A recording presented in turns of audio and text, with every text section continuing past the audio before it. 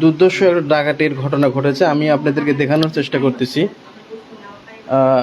এই যে দেখতে পাচ্ছেন, তার তার যে ওয়াইফ, তার ওয়াইফ কিন্তু ঈদ করার জন্য তার মেয়ের বাসায় ঢাকাতে গিয়েছিল।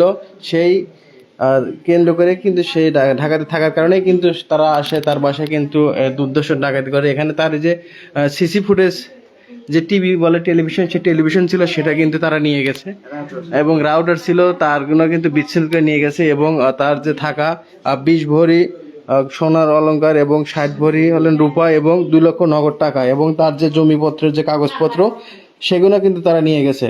তো আমি সরাসরি এখন চলে যাব সাবেক চেয়ারম্যান খলিলুর রহমানের ওয়াইফের সাথে আমরা কথা বলবো। আচ্ছা, কি ঘটনা ঘটছিল এটা আমাদেরকে একটু বলেন। শুক্রবার রাত্রে আমি তো ছিলাম না, আমি ঢাকায় ছিলাম, মেয়ের বাসায় ছিলাম। পরের দিন সকালে প্রতিবেশী আমাকে ফোন দিয়ে বললো যে আপনি কি আসছেন নাকি। আমি বললাম না। বললো যে আপনার তো ঘরের দরজা মানে গেটের তালা তো নাই। তো আমি তখন বললাম যে তাহলে তালা যদি না থাকে দেখো, তাহলে ভিতরে যাও, 2-3 জন যা ভিতরে যা দেখো ভিতরে কি পরিস্থিতি।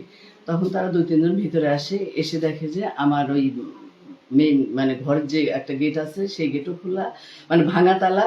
আবার আমি যে ঘরে থাকি সেই ঘরের তালাটাও ভাঙা। ওরা এসে দেখে, আর ঘরের ভিতর ঢুকে দেখে আলমারি ভাঙা, মানে সমস্ত এই যে ওয়ার্ডরোব টওয়ার্ডরোব আলমারি টালমারি সমস্ত ভাঙা, মানে সব কিছু ওই ছিটানো ছড়ানো ছিটানো ছিল আর কি। তখন আমাকে বললে পারে আমি বললাম যে ঠিক আছে, তাহলে কয়েকজন দেখা তোমরা একটু ভিডিও করে আমাকে পাঠাও। আর আমি তখন তারাস থানার শরণাপন্ন হইলাম, কিন্তু সবাই ঈদের নামাজে ব্যস্ত ছিল, যার জন্য আমার ফোনটা কেউ রিসিভ করতে পারে নাই। নামাজ পড়ে আমি ডিএসবি নজরুল স্যারের ফোন দিলাম, সে বললো যে আমি তো নাই, আমি গেছি এতে বাড়িতে। আর আমি ওসি স্যারকে ফোন দিলাম, স্যারও হয়তো না না না ডিএসবি নজরুল স্যার বললেন যে আমি নামাজে আসছি। তখন দেখলাম নামাজ তো শেষ হয় 9টা 9:30টার দিকে। আমি আবার ফোন দিলাম, দেওয়ার পরে ওসি স্যার ফোন রিসিভ না করে পরে ব্যাগ দিল আর কি। ব্যাগ দেওয়ার পরে বললো যে ম্যাডাম কি হয়েছে। আমি তখন বিস্তারিত বললাম যে এরকম এরকম আমি নাই, আমার বাড়িতে একবার সমস্ত কিছু ভাঙচুর করে সবকিছু নিয়ে চলে গেছে।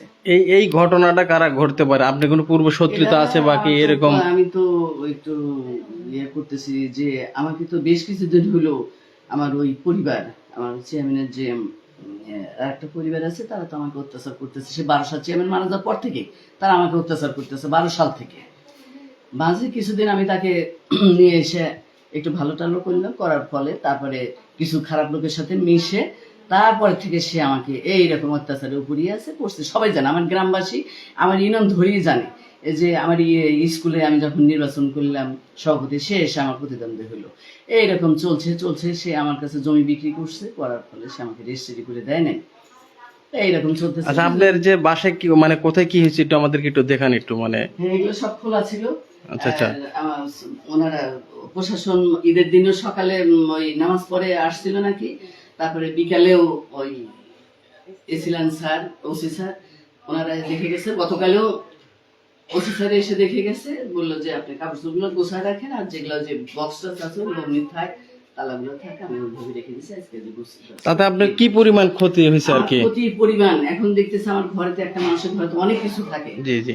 আমার নগদ তো 2 লক্ষ টাকা আলমারিতে ছিল, আর আমার 60 ভরি তো রৌপ্য ছিল চান্দি, আমার মেয়ের আর আমার ছোট মেয়ের গহনা ছিল 10 ভরির মতো। তার বিয়ে হয়েছে, তাকে আমি এখনো উঠাই দিতে পারিনি।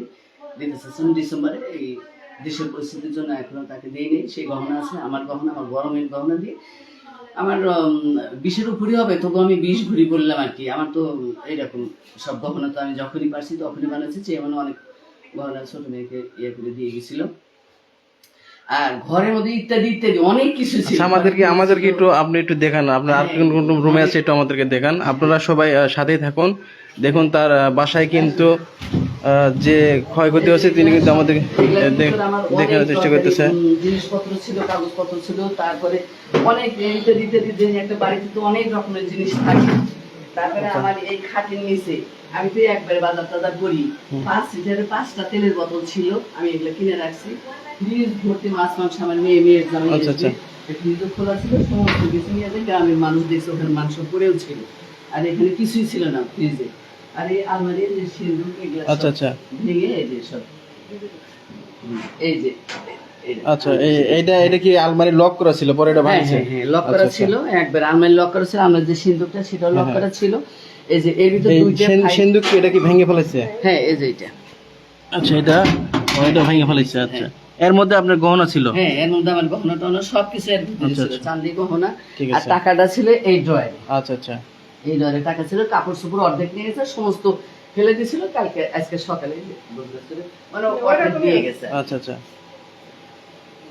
তারপরে ওই টেবিলের আচ্ছা, এই যে এই পাশে এই যে রড গুলো, এগুলো কি?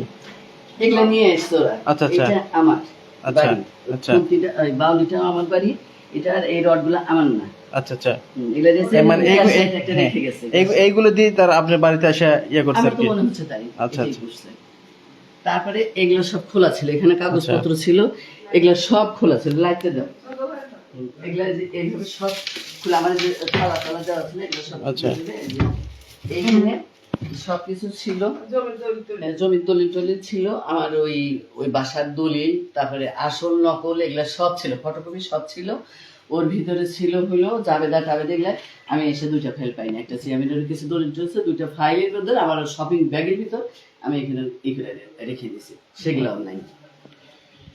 জানতে চাচ্ছি যে আপনি এখন কি মানে কোথাও যাচ্ছেন কিনা বা যাইতে পারতেছেন কিনা, এরকম কোনো না, হুমকি আমি ধামকি? তো বের হইনি, কিন্তু কিছু লোকজন এসে বলতেছে যে কিছু লোক বা মহিলা মানুষ, কিছু লোক এরকম আপনাকে যা তা গালাগালি করতেছে, এমন গালাগালি করতেছে নিকৃষ্ট ভাষা। কেন আপনি তারা গালাগালি কি জন্য করতেছে? এখন এটা তো বুঝতে পারতেছে না, এটা তারা হয়তো ওই তারা বলে দিছে হয়তো, এই জন্য সাহেবরা বলে দিছে, বা জমি টমি হয়তো সুন্দর ইয়ে আছে, এই তো।